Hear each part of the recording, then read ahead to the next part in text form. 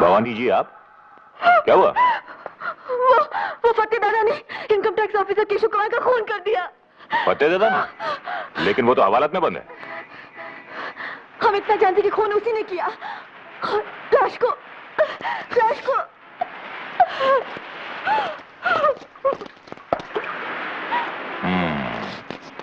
बहुत खूब। हवालात में बंद आदमी ने खून कर दिया और लाश बेपर के उड़ गई। क्या?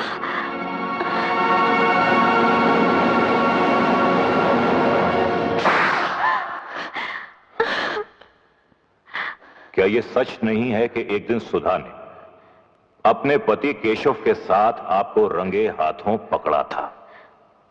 बोलिए बोलिए। नहीं नहीं नहीं, आप हमसे 100 बार पूछ चुके हैं और हम आपको 100 बार बता चुकी हैं कि सुधा को गलतफहमी हुई थी। गलतफहमी तो आपको हुई थी कि सुधा बेवकूफ है। नहीं नहीं, कातिलाना क्लाइमेक्स तक पहुंची आपके पगले प्रेम की दर्दनाक दास्तान। अब सुनाई डालिए। आपका बयान तो कुछ यूं होना चाहिए कि जब मैंने जवानी की दहलीज पर कदम रखा तो पिताजी केशव नाम के एक अनाथ लड़के को घर ले आए। राखी बंधवाकर वो मेरा भाई बन गया। लेकिन इस पवित्र रिश्ते की आड़ में मैंने उससे नाजायज ताल्लुकात कायम कर लिए।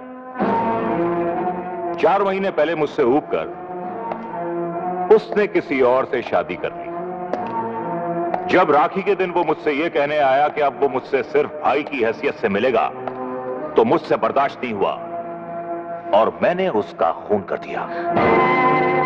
खून करने के बाद मैंने पूरी ऊंच नीच सोची और एक झूठी कहानी गढ़ी। एक प्राइवेट टैक्सी हायर की, उसकी लाश को टैक्सी में डाला और टैक्सी को डुबो दिया। ये सब झूठ है। प्राइवेट टैक्सी के मालिक और एक बछड़े के बयान से यह साबित होता है कि यह सब सच है। खोल दो इन्हें। सर आप? जोरावर, मुझे तुमसे उम्मीद नहीं थी कि मेरी पार्टी के खास वर्कर को तुम झूठे इल्जाम में टॉर्चर करोगे। सॉरी सर, गलती हो गई, माफ कर दीजिए। माफ तो तुम्हें भवानी करेगी। भवानी, मैं माफी चाहता हूं इस पुलिस ऑफिसर की ओर से, अपनी पार्टी की सरकार की ओर से और खुद अपनी ओर से।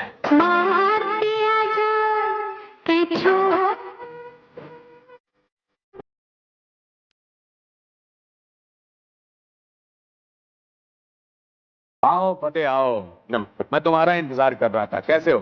बस आशीर्वाद साहब।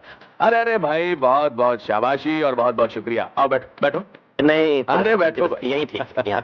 भाई मंगल। हाँ जी, ये लो ये लो। अरे इसकी क्या जरूरत? अरे रखो रखो। अब आगे के लिए क्या हुक्म है हुजूर? हुक्म क्या है, बस लंबी तान कर सो जाओ। एक बहुत खतरनाक अपराधी फतेह दादा पुलिस की हिरासत से भाग निकला है और नई सरकार के ईमानदार अफसरों तथा नेताओं को उससे जान का खतरा है।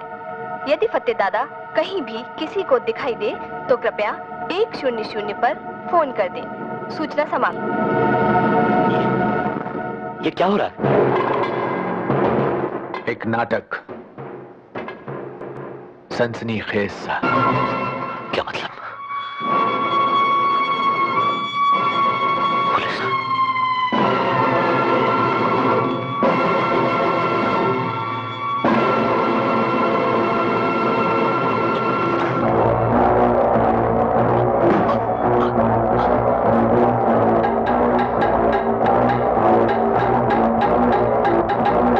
सुनो फतेह, दिलेर फतेह मौत को पीठ दिखाए, ये अच्छा नहीं लगता।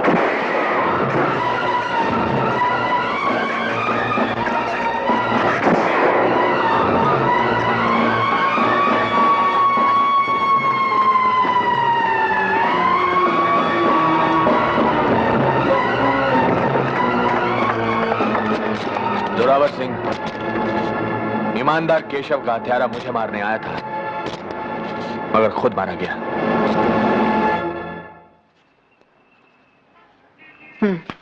ये लो। अच्छा, तो हम चलती हैं। दीदी, एक बात और थी। बोलो। हम यहाँ आज शाम आपका जन्मदिन मना रहे हैं। हमने पुरुषोत्तम जी को भी बुलाया है। अरे यार, तुम भी हद करती हो। हम कोई बच्ची है जो हमारा जन्मदिन मना रही हो? हाँ? मैडम, जब तक आप बच्चों की मां नहीं बनेंगी, बच्ची ही कहलाएंगी। आपको यहाँ किसने बुलाया है? लो, आप भूल गई? पुरुषोत्तम जी का हुक्म है कि अफसर लोग आकर आप ही को रिपोर्ट दें। तो आप लिख कर भेज सकते थे, जैसे औरों ने भेजी है। ये मैडम, मेरी लिखावट तो डॉक्टर की प्रेस्क्रिप्शन की तरह है, जो खुद को समझ नहीं आती। मुख्तसर सी रिपोर्ट है, मुंह ज़बानी सुन लीजिए। सुनाइए। पुरुषोत्तम जी के राज में गाड़ियां टाइम से मतलब 5 मिनट पहले छूट रही हैं, और बाबू लोग दफ्तर में टाइम से मतलब 10 मिनट पहले पहुंच रहे हैं। गुंडागर्दी की दुनिया में हर छोटी मछली बड़ी मछली के पेट में पहुंच चुकी है। और हाँ, घूस लेते हुए पकड़े जाने का डर दुगना हो गया है, इसीलिए घूस की रेट चौगनी हो गई है। हर निकम्मा ऑफिसर रिटायर किया जा रहा है, और काम का ऑफिसर उसी को समझा जा रहा है जो पुरुषोत्तम जी के लिए पैसे जुटाए।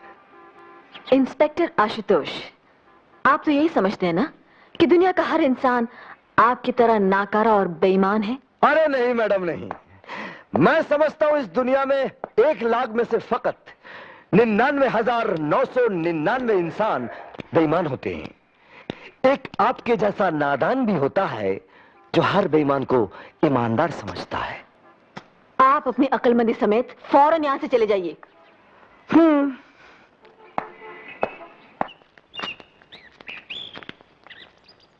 तुम्हारे जन्मदिन पर देने के लिए मैंने एक उपहार लिया था भवानी। हम उसूलन उपहार नहीं लेती पुरुषोत्तम जी।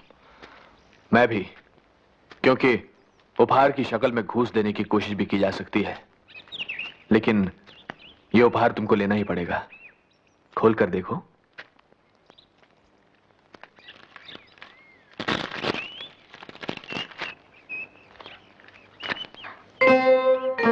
अरे, ऐसा ही एक कलम तो हमारे पिताजी के पास भी था। ये वही है। लेकिन ये आपको कहां से मिल गया? बहुत पहले उनके एक प्रूफ रीडर ने मुझे दिया था। ओह, शुक्रिया। ये उपहार देकर तुमसे एक काम निकालना है मुझे। संत धर्मदास एक ट्रस्ट बनाकर तुम्हारे पिताजी का अखबार मर्यादा फिर से निकालना चाहते हैं। उसके एडिटर बन जाओ। जी? गणेश दत्त जी का पेन तो ले लिया है, उनकी कुर्सी भी संभाल लो। लेकिन पुरुषोत्तम जी, अरे अरे, ये क्या कर रहे हैं आप?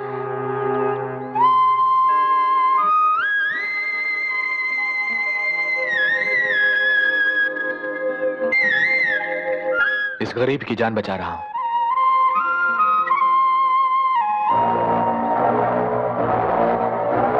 तो करोगी ना मर्यादा का संपादन?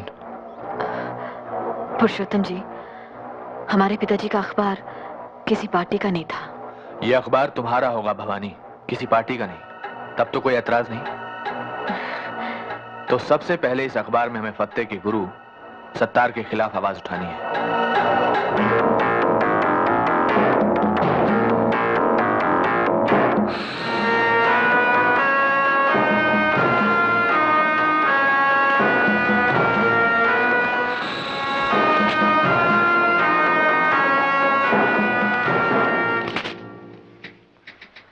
अब्दुल सत्तार, अपराध की दुनिया का बेताज बादशाह, इस नाचीज अखबार नवीस से मिलने तो चलाया,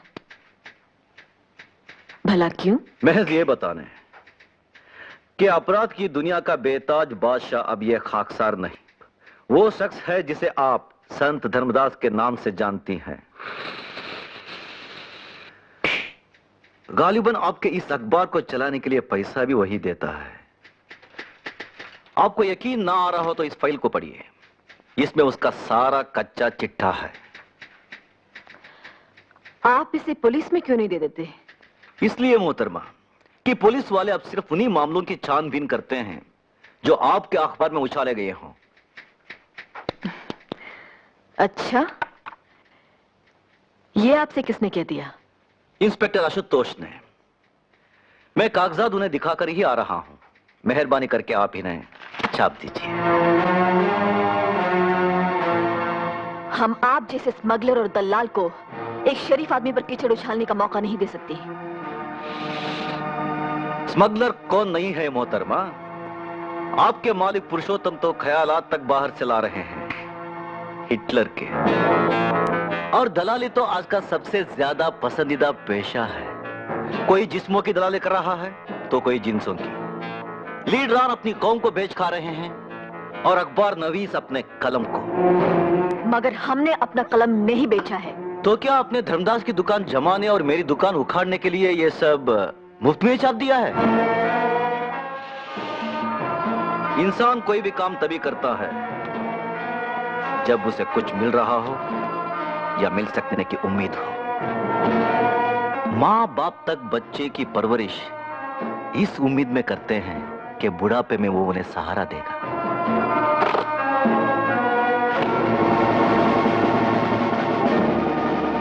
ये नजराना कबूल फरमाइए और धर्मदास के खिलाफ ये मैटर अपने यहां छाप दीजिए। बाप की ये कमाई आपको ही मुबारक हो। कागजात छोड़ जाइए और तशरीफ ले जाइए।